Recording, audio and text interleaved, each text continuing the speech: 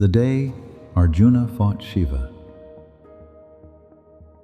The greatest warrior of the Mahabharata once challenged a hunter in the forest. This is that story. The Pandavas were in exile. Their kingdom was lost. Their enemies ruled from Hastinapura. And somewhere in the future, a war was coming. A war so great that the earth itself would remember it forever. Kurukshetra. Arjuna knew that when that day arrived, ordinary weapons would not be enough.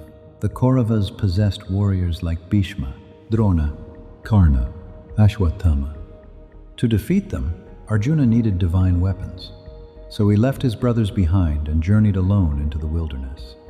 Far beyond villages, far beyond kingdoms, into the silent mountains where sages said the gods themselves could be found. There, Arjuna began a terrible penance. Days passed, then weeks, then months. He stood motionless beneath the burning sun. He meditated through storms. He ignored hunger, ignored pain, ignored fear. His only goal was to earn the favor of Lord Shiva, the destroyer, the great ascetic, the god of gods, and eventually his devotion shook the heavens. The gods watched from above. Even Shiva took notice. But Shiva was not easily impressed. If Arjuna wished to receive the most powerful weapon in existence, he would first need to prove himself, not with prayer, not with words, but in battle. One morning, deep within the forest, the silence broke. The earth trembled. Birds exploded from the trees. Animals fled in terror. Something enormous was charging through the mountains. Arjuna opened his eyes. A monstrous wild boar burst from the forest. Its tusks were the size of spears. Its eyes burned with rage. It raced directly toward him. Arjuna reacted instantly. In one smooth motion, he seized his bow. He drew an arrow and fired. At that exact moment, another arrow shot from somewhere within the forest. Both arrows struck the beast together. The creature collapsed. Dead. Arjuna frowned. Someone else was here. Someone skilled enough to match his shot perfectly. He turned toward the trees and saw a hunter.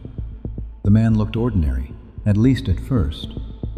Dark skin, simple clothing, a bow slung over his shoulder. No royal armor, no divine radiance, no sign that he was anyone important. Yet something about him felt wrong, as if a mountain had decided to wear human skin. The hunter approached the fallen boar, then smiled. That was a fine shot. Arjuna nodded. It was. The hunter laughed. But the animal belongs to me. Arjuna's eyes narrowed. I killed it. No, said the hunter. My arrow struck first. The air between them grew tense. Neither man backed down. Neither man yielded. What began as a disagreement quickly became a challenge. And then, a battle. Arjuna fired first. His arrows flew like lightning, fast enough to strike multiple targets before a man could blink. The hunter didn't move. He simply fired back. Every arrow Arjuna released was shattered in midair. Arjuna attacked again, and again, and again. The forest exploded with flying arrows. Trees splintered. Rocks cracked. The mountains echoed with the sound of battle. Yet, somehow, the hunter remained completely calm, as though he were merely playing a game. For the first time in years, Arjuna felt uncertainty. Who was this man? The duel intensified. Arjuna unleashed celestial weapons. Weapons capable of defeating entire armies.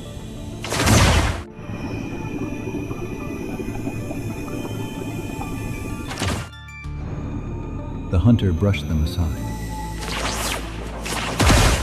Arjuna attacked from every direction. The hunter answered every move effortlessly. It was impossible. No mortal could do this. No king, no sage, no warrior, no one. Yet the hunter stood before him untouched, smiling.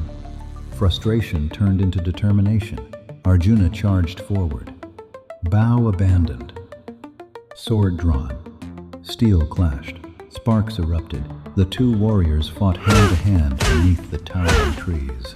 The battle shook the forest, but no matter what Arjuna tried, the hunter remained unstoppable.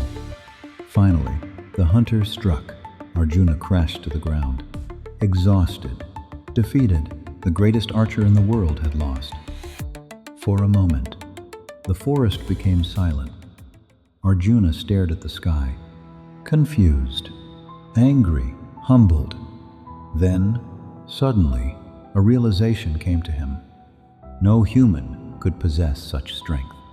No human could fight this way. No human could withstand everything he had unleashed. This hunter was no ordinary man. Arjuna rose slowly and gathered flowers from the forest. He built a small shrine, closed his eyes, and offered his prayers to Shiva, the god he had come seeking. When he finished, he opened his eyes and froze. The flowers he had placed upon the shrine were gone. They now rested around the hunter's neck. The world seemed to stop.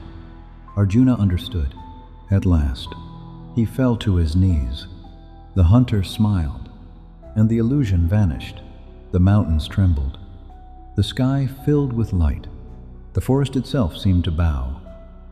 Before Arjuna stood Lord Shiva, radiant beyond imagination, infinite, terrible, magnificent, the destroyer of worlds. The hunter had never been a hunter. The battle had never been a battle. It had been a test, and Arjuna had passed. Shiva approached the humbled warrior, then placed a hand upon his shoulder. You fought with courage. You fought with honor. You never surrendered. And so Shiva granted Arjuna the weapon he had come seeking, the Pashupatastra, a weapon so powerful that even the gods feared its full strength, a weapon capable of ending worlds. Arjuna accepted it with reverence, knowing that such power carried immense responsibility. The future war of Kurukshetra still awaited him, but now he carried the blessing of Shiva himself, and the memory of the day he unknowingly challenged a god. The day Arjuna fought Shiva,